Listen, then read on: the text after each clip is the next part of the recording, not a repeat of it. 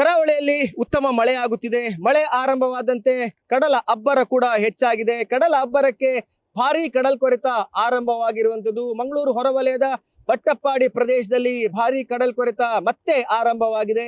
ಇಲ್ಲಿರುವಂತ ಮನೆ ಕೂಡ ಈಗ ಅಪಾಯದಲ್ಲಿರುವಂತದ್ದು. ನೀವು ನೋಡ್ಬೋದು, ನಾನೀಗ ಮಂಗಳೂರು ಹೊರವಲಯದ ಬಟ್ಟಪ್ಪಾಡಿ ಪ್ರದೇಶದಲ್ಲಿದ್ದೇನೆ. ಇದು ಉಳ್ಳಾಲದ ಸೋಮೇಶ್ವರದ ಬಟ್ಟಪ್ಪಾಡಿ ಪ್ರದೇಶ. ಈ ಭಾಗದಲ್ಲಿರುವಂತಹ ಮನೆ ಈಗ ಅಪಾಯಕ್ಕೆ ಸಿಲುಕಿದೆ. ಯಾವುದೇ ಕ್ಷಣದಲ್ಲಾದ್ರೂ ಸಮುದ್ರ ಪಾಲಾಗುವಂತಹ ಅಪಾಯದಲ್ಲಿದೆ. ಇಲ್ಲಿದ್ದ ಜನರು ಈಗಾಗಲೇ ಬೇರೆ ಕಡೆಗೆ ಶಿಫ್ಟ್ ಆಗಿದ್ದಾರೆ. ಈ ಭಾಗದಲ್ಲಿ ಈಗಾಗಲೇ 3 ಮನೆಗಳು ಅಪಾಯಕ್ಕೆ ಸಿಲುಕಿರುವಂತದ್ದು. ಇಲ್ಲಿದ್ದ ರಸ್ತೆ 3 ವರ್ಷಗಳ ಹಿಂದೆ ಧರಾಶಾಹಿಯಾಗಿ ಸಮುದ್ರ ಪಾಲಾಗಿತ್ತು. ಇಲ್ಲಿದ್ದ ಈ ಮನೆಗಿದ್ದ ಒಂದು ಕಾಂಪೌಂಡ್ ಗೋಡೆ ಕೂಡ ಈಗ ಸಮುದ್ರ ಪಾಲಾಗಿದೆ. ಕಡಲ ಆಳೆತ್ತರದ ಅಲೆಗಳ ಹೊಡೆತಕ್ಕೆ ಸಿಲುಕಿ ಧರಾಶಾಹಿಯಾಗಿರುವಂತದ್ದನ್ನು ನೋಡ್ಬೋದು.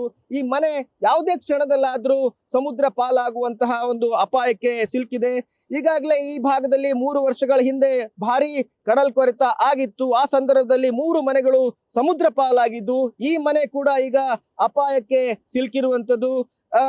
ಈ ಭಾಗದಲ್ಲಿ ಕಲ್ಲುಗಳನ್ನು ಹಾಕಿದ್ದಾರೆ. ನೀವು ನೋಡ್ಬೋದು, ಆ ಭಾರಿ ಗಾತ್ರದ ಕಲ್ಲುಗಳನ್ನು ಹಾಕಿ ಒಂದು ತಡೆಗೋಡೆ ನಿರ್ಮಾಣ ಮಾಡಿದ್ರು. ಆದ್ರೆ ಸಮುದ್ರದ ರಕ್ಕಸ ಗಾತ್ರದ ಅಲೆಗಳ ಹೊಡೆತಕ್ಕೆ ಅವು ಸಮುದ್ರ ಪಾಲಾಗ್ತಾ ಇದ್ದಾವೆ. ಈ ಹಿನ್ನೆಲೆಯಲ್ಲಿ ಈ ಭಾಗದಲ್ಲಿ ಮತ್ತೆ ಕಡಲ್ಕೊರೆತ ಆರಂಭವಾಗಿದೆ.